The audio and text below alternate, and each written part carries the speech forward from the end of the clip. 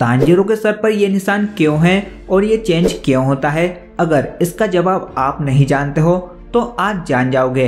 असल में तांजीरो के सर पर जो निशान है उसे डीमन स्लेयर मार्क कहा जाता है। ये एक टैटू या कुछ मामलों में बर्थ मार्क की तरह लगता है। ये निशान सिर्फ उन लोगों से जुड़ा है जो कि सन ब्रीथिंग टेक्निक का इस्तेमाल करते हैं। तांजीरो को तो यही लगता है कि ये निशान उसे जन्म से या उसके भाई को बचाते हुए लगी उसके सर पर चोट की वजह से आया है, पर असल में ये मार्क उन डीमन स्लेयर्स के पास होता है जो कि बहुत ही पावरफुल होते हैं। हमने ये भी देखा है कि कुछ लोग इस निशान के साथ ही पैदा हुए हैं, जैसे कि योरोची जिसने पहली बार सन ब्रीथिंग टेक्निक का इस्तेमाल किया था। साथ ही अमाने उबियाशिकी ने मांगा में ये भी बताया है कि जिन लोगों के सर पर यह निशान है वो सभी मुजान को उसकी मौत की कगार तक ले गए थे। अब तांजीरो के सर पर यह निशान जन्म से नहीं था, उसे अपने सर पर एक निशान आया था जो कि उसे अपने भाई को बचाते टाइम मिला था। तांजीरो के सर पर डीमन स्लेयर का मार्क तो तब आया जब उसने हैंड डीमन से लड़ते टाइम अपने लिमिट्स को पुश किया था। हालांकि ये निशान तांजीरो को ऐसे ही नहीं मिला, ये उसकी पीढ़ियों से चला आ रहा है। ठीक ऐसा निशान तांजीरो के पिता के सर पर भी था, लेकिन वो एक डीमन स्लेयर नहीं थे, इसलिए उनका निशान डीमन स्लेयर मार्क में नहीं बदला। तांजीरो भी जब डीमन स्लेयर बनने के रास्ते में चला तब जाकर उसके सर पर मार्क बदला। लेकिन ये मार्क सिर्फ दिखावे के लिए नहीं है, इसमें भी बहुत पावर्स हैं। पर कहते हैं ना, बड़ी पावर्स के साथ बड़ी जिम्मेदारी भी आती है।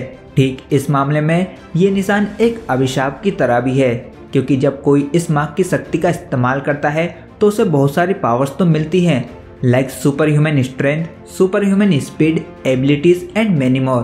पर जो भी इस मार्क को जगाता है वो इसे जगाने के बाद 25 साल की उम्र तक जीता है, क्योंकि सोर्स के अकॉर्डिंग ये मार्क आपको पावरफुल शक्तियां देने के बदले आपकी उम्र ले लेता है।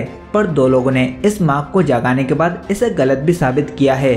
पहला कोकुशिबे, जो कि इंसानियत छोड़कर एक डीमन बनना चुनता है ताकि वो 25 साल की उम्र में ना मर सके, क्योंकि डीमंस एक तरीके से अमर होते हैं जब तक उन्हें कोई और मार न दे। वहीं योरोची अज्ञात साधनों की मदद से 85 ईयर्स तक जीता है। अब योरोची ने ये कैसे किया, इसके बारे में तो हमें अभी तक नहीं बताया गया है। अब आखिर मार्क बदलता क्यों है, तो इसका जवाब तांजीरो खुद ही है। शुरू में तांजीरो के सर पर एक जले का निशान था जो कि उसे उसके भाई को बचाने के चक्कर में आया था, लेकिन धीरे धीरे जैसे जैसे तांजीरो ने शक्तियां हासिल की वो और ताकतवर होता गया, वैसे वैसे उसके सर का निशान फैलते गया। एक तरीके से ये निशान सामने वाले की पावर्स को भी दर्शाता है। अब मांगा के अकॉर्डिंग 4 प्रकार का मार्क हमें दिखाया गया है। पहला तो जला हुआ सा लगता है, पर जब हैंड डीमन से तांजीरो ने फाइट की तब ये एक डीमन स्लेयर के मार्क में बदला। सेकेंड टाइम रियू से लड़ते हुए जब तांजीरो ने सन ब्रीथिंग टेक्निक का यूज किया तब ये मार्क थोड़ा और बड़ा हो गया।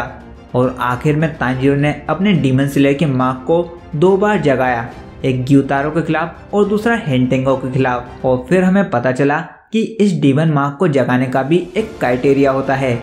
इसे तभी जगाया जा सकता है जब आपकी हार्ट बीट 200 बीपीएम से ज़्यादा और शरीर का तापमान 39 डिग्री सेल्सियस हो। ये मार्क जागने के बाद डीमन स्लेयर की शक्तियों को बूस्ट करने का भी काम करता है, जिससे डीमन स्लेयर की तलवार लाल हो जाती है और इस तलवार से काटने पर डीमंस रीजनरेट भी नहीं हो पाते हैं।